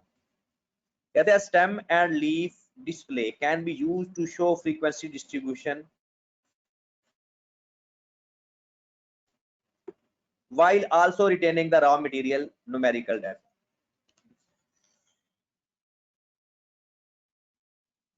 कहता है कि ये फ्रीक्वेंसी डिस्ट्रीब्यूशन भी बन जाती है, मतलब उसकी तादाद भी शो हो जाती है, और जो रॉ डाटा है वो भी हमारे पास मौजूद रहता है। फ्रीक्वेंसी जब हम बनाते हैं ना, फ्रीक्वेंसी डिस्ट्रीब्यूशन, रॉ डाटा खत्म हो जाता है। स्टेम एंड लीफ में रॉ डाटा भी रहता है हमारे पास, ठीक है। तो बाकी तो उसने चीजें बताई हुई हैं, उसको हमने नहीं पढ़ना। अगर आप देखें तो ये है फ्रीक्वेंसी डिस्ट्रीब्यूशन, ये स्टेम एंड लीफ नहीं है। अब मुझे बताएं, उसने लिखा है कि 480 और 500 के दरमियान ना 13 वैल्यूज हैं, और आप मुझे बताएं क्या पता चल रहा है कौन सी 13 वैल्यूज हैं। तो ग्रुप डाटा के अंदर या फ्रीक्वेंसी डिस्ट्रीब्यूशन के अंदर ओरिजिनल डाटा की फॉर्म खत्म हो जाती है। स्टेम एंड लीफ में ऐसी बात नहीं होती। करके देख लेते हैं, ऐसे उसने भी किया हुआ है। मैं आपको अपना ये क्वेश्चन अज्यूम करके बता देता हूं। सबसे पहले आप कुछ वैल्यूज लिख लें। सपोज दैट 21, 25, 27, 31, 36, 36, फिर 41, 43, 50, 51, 62। सपोज दैट, बस यहां तक ही लिखते हैं। स्टेम एंड लीफ बनाने का पहले तरीका बता रहा हूं, फिर मैं इसके सोल्यूशन का तरीका बताऊं। आपने सबसे छोटी वैल्यू लेनी है और सबसे बड़ी वैल्यू लेनी है। रफ में सबसे छोटी वैल्यू और सबसे बड़ी वैल्यू। सबसे छोटी वैल्यू का जो यूनिट नंबर होता है ना, ये होता है लीफ। सबसे यूनिट नंबर, ये क्या होता है? लीफ। उसके बाद जो भी होगा, 1 नंबर हो, 2 नंबर हो, 3 नंबर हो, 4 नंबर हो, सारे का सारा स्टेम होता है। यानी यहां पर ऐसा भी तो हो सकता है ना, 211, तो जो यूनिट था 1 वो हो जाता लीफ और 21 हो जाता स्टेम। और इसमें स्टेम क्या है? 6। क्या करना है? सबसे छोटी वैल्यू लेनी है और सबसे बड़ी वैल्यू, उसमें लीफ अलग कर देना है, मतलब उसका पत्ता काट देना है। और पत्ता कौन सा होगा? Unit number. फिर उसके बाद आपने एक ग्राफ बनाना है, यहां पर लिखना है स्टेम और यहां पर लिखना है लीफ। स्टेम कहां से शुरू हो गया? 2, 3, 4, 5 एंड 6। 2, 3, 4, 5 एंड 6। कैसे पता चला? कि आपने सबसे छोटे स्टेम से लेकर सबसे बड़े स्टेम तक सीक्वेंस में वैल्यूज लिखनी है। सबसे स्मॉल स्टेम से लेकर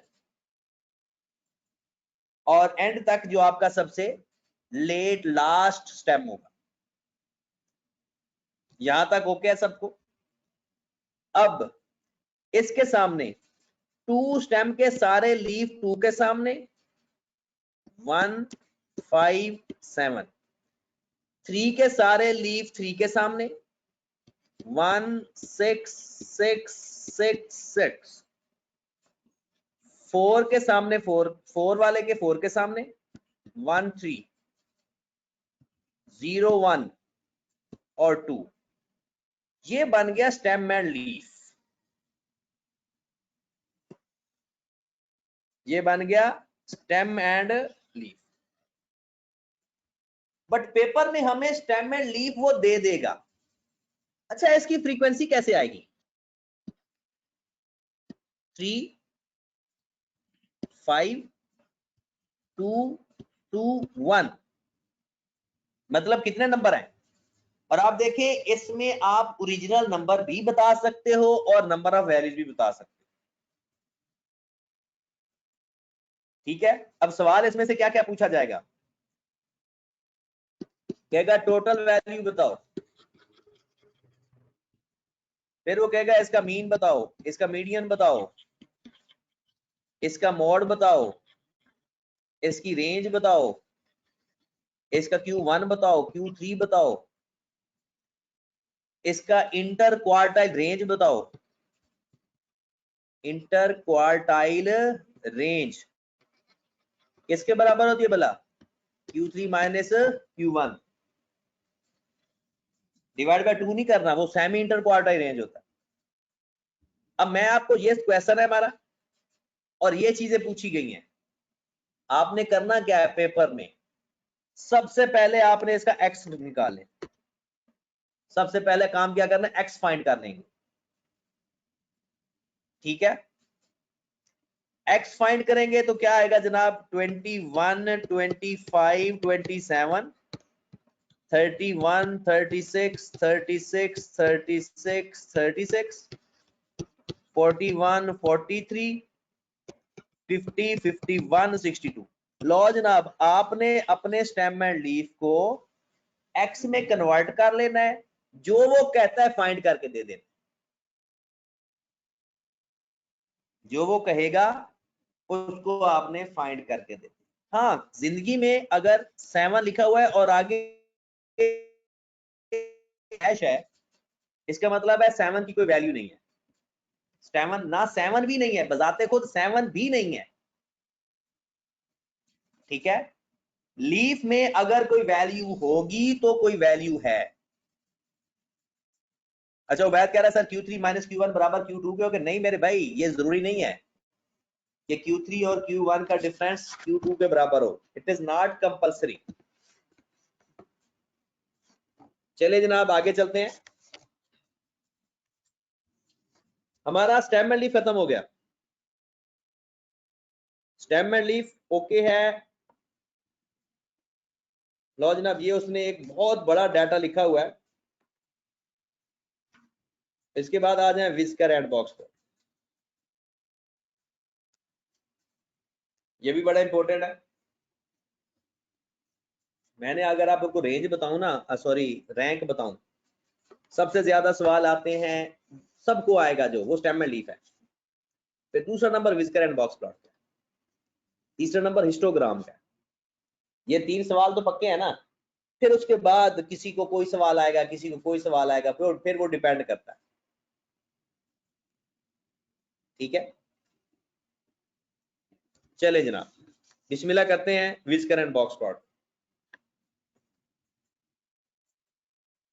बैद कहता है ग्राफ बना दें। स्टेम एंड लीफ का ग्राफ नहीं होता मेरे भाई, स्टेम एंड लीफ का ये जो बनाया ना टेबल, यही होता है, ग्राफ नहीं होता उसका।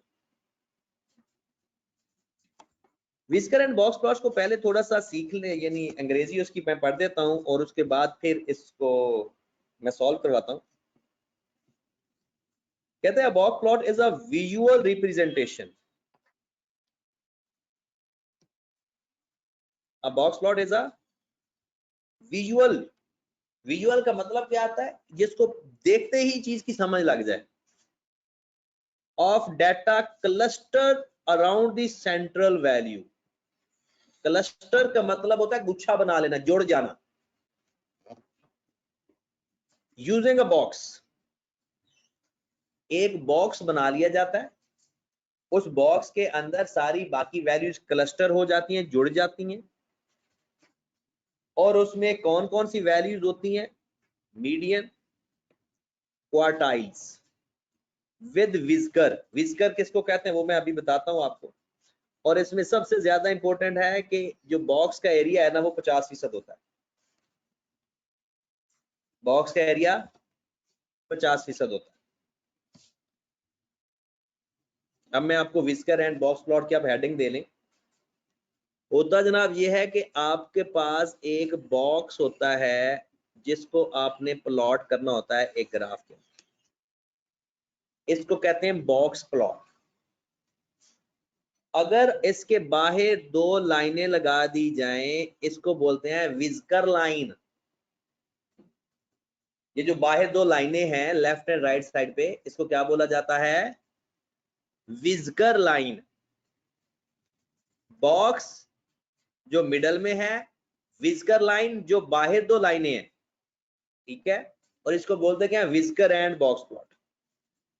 अब इसका फायदा क्या होता है, कहता है जो इसके सामने वैल्यू होगी, इस डॉट के सामने बिल्कुल नीचे, that is a minimum value of the data. इस डॉट के बिल्कुल नीचे जो लाइन होगी, वैल्यू होगी, यहां पर उसे क्या बोला जाता है? Minimum value.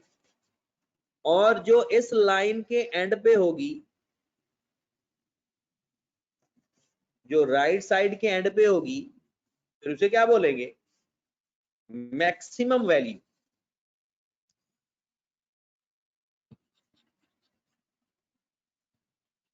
तो इसका मतलब है व्हिस्कर एंड बॉक्स प्लॉट से हम रेंज भी फाइंड कर सकते हैं। व्हिस्कर एंड बॉक्स प्लॉट से हम रेंज भी फाइंड कर सकते हैं कि maximum value minus minimum value. यहां पर कोई वैल्यू गिवन होगी, फिर वो कहता है बॉक्स के जो मिनिमम वाला पॉइंट होगा उसके नीचे अगर आप देखोगे वहां पर आपको Q1 मिलेगा, लोअर क्वार्टाइल मिलेगा, लोअर या फर्स्ट क्वार्टाइल, या डाटा का 25%। और जो बॉक्स का आखिरी लाइन होगी यहां से आपको मिलेगा Q3। Got it? और बॉक्स के अंदर कोई भी लाइन होगी वो होगी मीडियन की, चाहे वो जिधर मर्जी हो, एग्जैक्ट दरमियान में हो, थोड़ी लेफ्ट हो, थोड़ी राइट हो, जहां भी होगी वो क्या कहलाएगी? मीडियन। बात क्लियर होगी? ओके है काम। आपको एक व्हिस्कर एंड बॉक्स प्लॉट बनाकर दे दिया जाएगा, आपसे पूछा जाएगा रेंज बताओ, आपसे पूछा जाएगा इंटर क्वार्टाइल बताओ, आपसे पूछा जाएगा मीडियन बताओ, और आपसे यह भी पूछा जाएगा एरिया ऑफ बॉक्स। क्या पूछा जाएगा? एरिया ऑफ बॉक्स कितना होता है? 50%। मूसा कहता है सर कोफिशिएंट ऑफ रेंज बता दें। मूसा भाई कोफिशिएंट ऑफ रेंज आपको पेपर में नहीं आएगी, कोफिशिएंट ऑफ रेंज पेपर में आपको नहीं आएगी। कोफिशिएंट आएगा तो सिर्फ वेरिएशन का आएगा, वो मैंने बता दिया आपको। एरिया ऑफ बॉक्स 50% होता है। एक्स और व्हिस्कर लाइन किसे कहते हैं? Whisker left and right extended lines.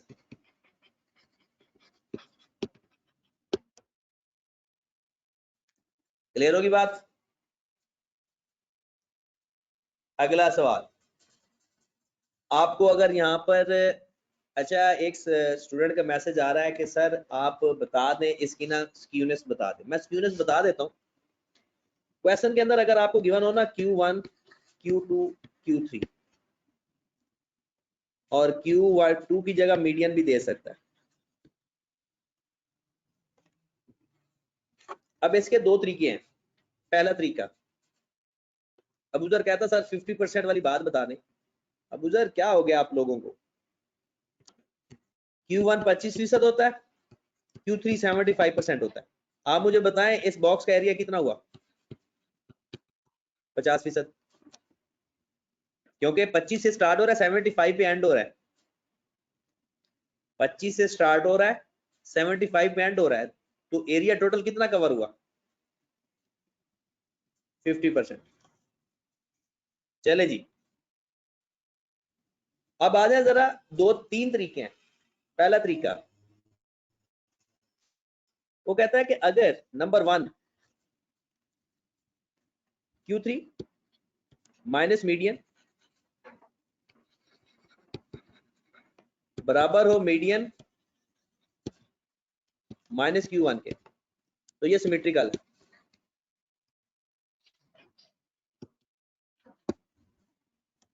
Q3 minus median, median minus Q1, तो ये सिमेट्रिकल है।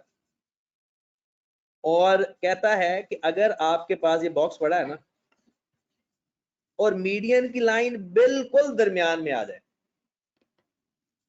यानी इसका लेफ्ट साइड का डिफरेंस और राइट साइड का डिफरेंस बराबर हो, तो हम उसको क्या बोलेंगे? सिमेट्रिकल। क्लियर होगी बात? बट इसमें और भी चीजें हैं। यहां पर आप Q2 भी लिख सकते हो और पेपर में ये सवाल आया हुआ है, कहता है ये सिमेट्रिकल है और मीडियन बताओ, तो इसका एक फार्मूला ये भी बनता है, median is equal to Q1 plus Q3 divide by 2। अगर ये सिमेट्रिकल हो तो आपको ये नॉर्मल डिस्ट्रीब्यूशन में भी आपने प्रॉपर्टी पढ़ी होगी,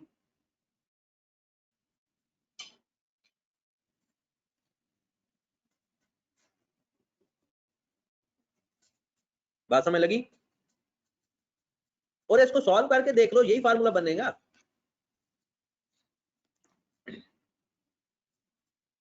और एक और चीज अगर देखनी है, ये सिमेट्री चेक करने के लिए 3 फार्मूले मैं बता रहा हूं, 2 फार्मूले सॉरी, एक फार्मूला ये नंबर 1 और इसी का एक और चीज भी है, Q1 plus Q3 minus 2 median, median की जगह आप Q2 भी लिख सकते हो, divided by Q3 minus Q1। अगर आंसर 0 आ जाए तो सिमेट्रिकल है, और नीचे डिवाइड करने की जरूरत ही नहीं होती, नीचे डिवाइड करने की जरूरत नहीं होती। अगर Q1 और Q3 माइनस 2 मीडियन अगर ये बराबर आ जाते हैं तो ये चीज एक ही है, बिल्कुल सेम चीजें हैं। अगर इसको इधर जाकर मल्टीप्लाई करो तो बराबर आ जाएगा Q1 plus Q3 divide by 2, median बराबर आ जाएगा। तो आप चाहे इस तरीके से कर लेना, दोनों का डिफरेंस अगर बराबर आ जाए, चाहे ये फार्मूला लगा देना, सिमेट्रिकल है। फिर आगे चलते हैं, दूसरा, अगर Q3 minus median greater than आ जाए median minus Q1, positively skewed. और अगर आप बॉक्स से चेक करना चाहते हो, ये Q1 है, ये Q3 है, और इसका मीडियन कहां पर आएगा,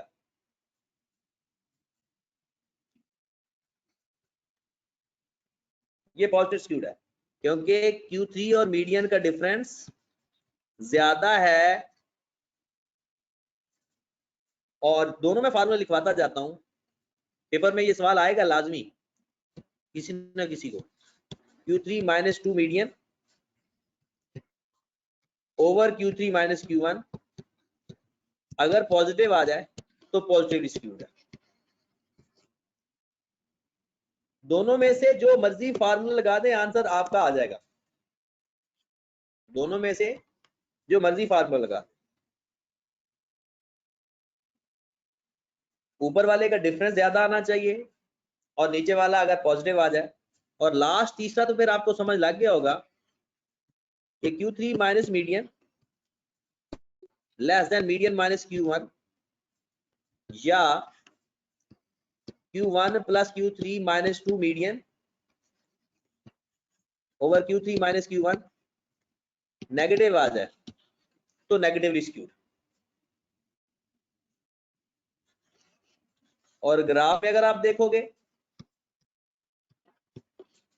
तो मीडियन Q3 की तरफ होगा। क्लियर होगी बात? और ये सारी चीजें आपको गिवन होगी, आपने फार्मूले में पुट करके आंसर निकालना है बस। एक सवाल विस्कर एंड बॉक्स प्लॉट में आया हुआ है, वो थोड़ा डिफरेंट है। जो बातें मैंने बताई है ना, इसके अलावा इंशाल्लाह पेपर में कुछ नहीं आना, लेकिन ये बातें आपको ना जाग के सुननी पड़ेगी। वैसे मुझे उम्मीद तो है कि जाग रहे हैं सारे, बस 2-3 लोग हैं जो जल्दी सोने के आदी हैं।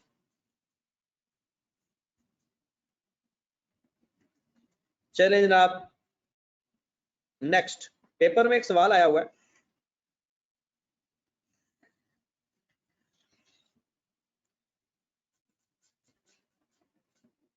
पेपर में सवाल ये है कि जनाब मूसा भाई परेशान हो गए हैं कि कहते हैं कि सर असाइनमेंट भी आज ही करवानी है। मूसा भाई वैसे तो मुझे यकीन है कि जो मैंने करवा दिया है ना असाइनमेंट, उसमें कवर हो रही है, ठीक है। लेकिन फिर भी एक नजर अगर आप कहते हो तो मैं पढ़ दूंगा, या आपने अगर किए हैं तो जो सवाल डिस्कस हैं वो मैं कर देता हूँ, ठीक है। ये खत्म होने वाला है टॉपिक हमारा।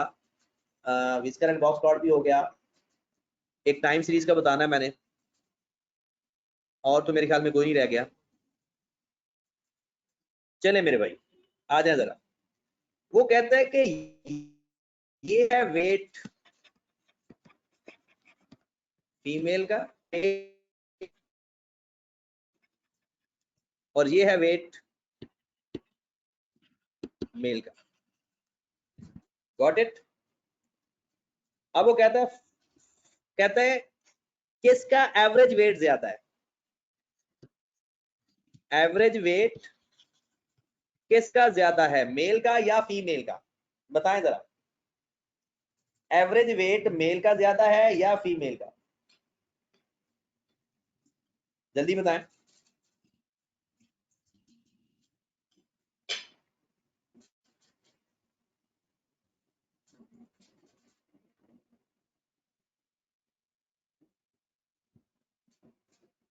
सबने सही बताया, मेल का, क्योंकि इन दोनों में मीडियन एवरेज इस्तेमाल हो रही है। फीमेल का मीडियन यहां पे है और मेल का मीडियन यहां पे है, तो जाहिर सी बात है यहां पर जो वैल्यू होगी वो ज्यादा होगी। आपने देखना है मीडियन दोनों का फाइंड कर लेना है। मीडियन इसके नीचे होगा, इसका मीडियन, और जिसका मीडियन ज्यादा होगा वो एवरेज ही तो है। जी जनाब,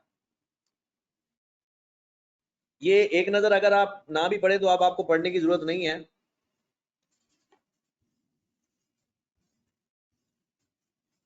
time series, graph of the time is known as time series graph. मतलब अगर हफ्ते के यानी सालों का ग्राफ बनाए, मतलब पहले साल की सेल, दूसरे साल की सेल, तीसरे साल की सेल, मतलब graph of time series. Time के ग्राफ को टाइम सीरीज ग्राफ या इसको बोलते हैं हिस्टोरीग्राम। हिस्टोग्राम नहीं, हिस्टोरीग्राम। होता क्या है कि एक एक्सेस के ऊपर टाइम लिया जाता है, जैसे वो कहता है कि आप एक्स एक्सेस के ऊपर टाइम ले लेते हैं, साल है, हफ्ते हैं, महीने हैं, और वाई एक्सेस के ऊपर वैल्यू ले लेते हैं। बस इसके अलावा इसके बारे में आपको कुछ पता करने की जरूरत नहीं है। जी जनाब, शेप ऑफ द डिस्ट्रीब्यूशन मैंने आपको बता दी हुई है। स्क्यूड अभी इसके बारे में हमने डिस्कशन कर लिया है। अच्छा, एक और भी फार्मूला होता है स्क्यूनेस का, ये भी बता देते हैं क्योंकि गिवन है तो फिर बताना जरूरी है। मैं दोनों बता देता हूँ स्क्यूनेस के फार्मूलाज। लो जनाब, चैप्टर हमारा कंप्लीट। स्क्यूनेस फाइंड करने के दो फार्मूले हैं।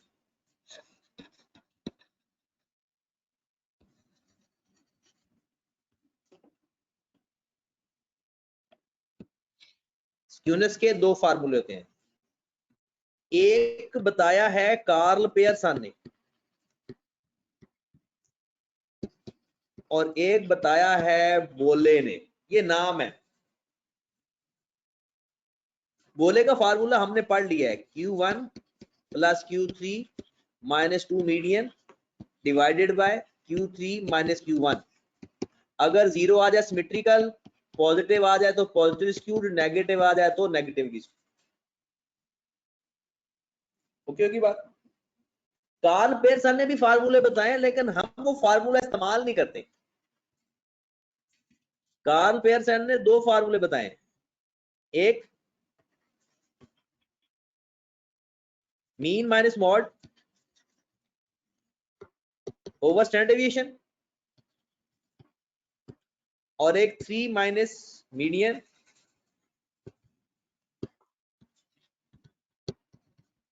लोग कहते हैं ये दो फार्मूले है, मैं कहता हूं एक ही फार्मूला है। किसी को पता है इसके बारे में? हाँ जी, सर ये वो जो आपने ड्राइव करके लिखवाए थे फार्मूले, mean minus mode is equal to ये आपको वो पता है ये मीडियन। ये चीज बराबर नहीं लिखते हम, लेकिन अगर ये पेपर में सवाल आ जाए ना कॉन्पेशन का, तो आपने फार्मूला नहीं लगाना, आपने देखना है अगर मीन बड़ा है तो पॉजिटिव, मीन छोटा है तो नेगेटिव, और अगर मीन बराबर है बाकियों के तो सिमेट्रिकल। आपने फार्मूला नहीं लगाना पेपर में इसका। ओके की बात। चले जी, हमारा चैप्टर कंप्लीट हो गया। आपने इसका सेल्फ टेस्ट भी करना है और इसकी असाइनमेंट अब आप कर सकते हो पूरी की पूरी। जी सर जी, ये फ्रीक्वेंसी डिस्ट्रीब्यूशन बता दें। फ्रीक्वेंसी डिस्ट्रीब्यूशन तो हम क्या कि वैल्यूज को टेबुलर फॉर्म में कन्वर्ट कर देना फ्रीक्वेंसी डिस्ट्रीब्यूशन होता है।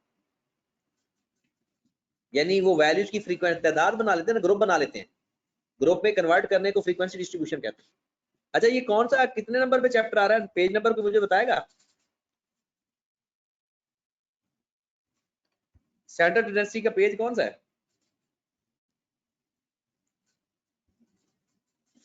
असाइनमेंट कुछ लोग तो घबरा गए हैं। 24 सर, 24। सॉल्व नहीं करवाने लगा, टेंशन न लें।